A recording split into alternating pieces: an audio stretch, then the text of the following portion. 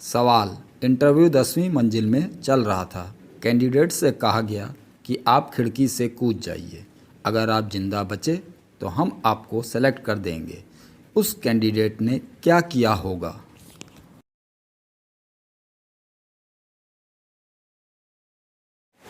फिर क्या था? वो कैंडिडेट खिड़की पर चढ़ा और अंदर की तरफ कूद गया।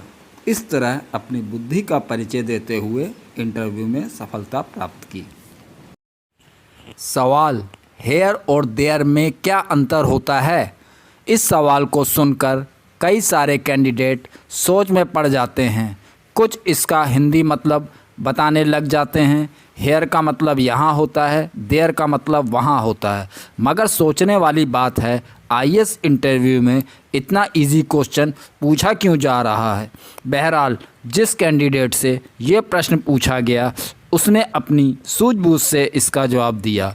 उसने कहा हेयर और देयर में सिर्फ टी का फ़र्क होता है। यहाँ पर आप देखिए, पूछा गया है हेयर और देयर में क्या फ़र्क होता है।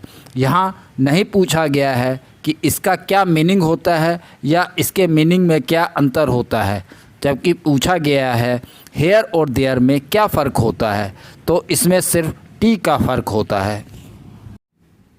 आप 3 कमरों में से किस कमरे में जाना पसंद करेंगे? पहला, जहां आग लगी हुई है। दूसरा, जहां 5 हत्यारे बंदूक के साथ हैं। तीसरा, जहां शेर पिछले 1 महीने से बिना खाए पिए रह रहा है। इस सवाल को सुनकर कई कैंडिडेट सोच में पड़ जाते हैं और इसका आंसर क्या दें, इसका आंसर नहीं दे पाते। इसका जवाब है तीसरा कमरा, जहां एक शेर पिछले 1 महीने से बिना खाए पिए रह रहा है।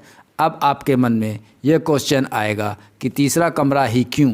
तो मैं आपको बता दूं, तीसरा कमरा सबसे ज़्यादा सेफ़ है, क्योंकि शेर बिना खाए पिए 2 हफ्ते से ज़्यादा ज़िंदा नहीं रह सकता। और इस सवाल में बताया गया है शेर पिछले 1 महीने से बिना खाए पिए रह रहा है, तो इसका मतलब ये हुआ कि अब वो शेर ज़िंदा नहीं होगा। इसलिए तीसरा कमरा सबसे ज़्यादा सेफ़ है।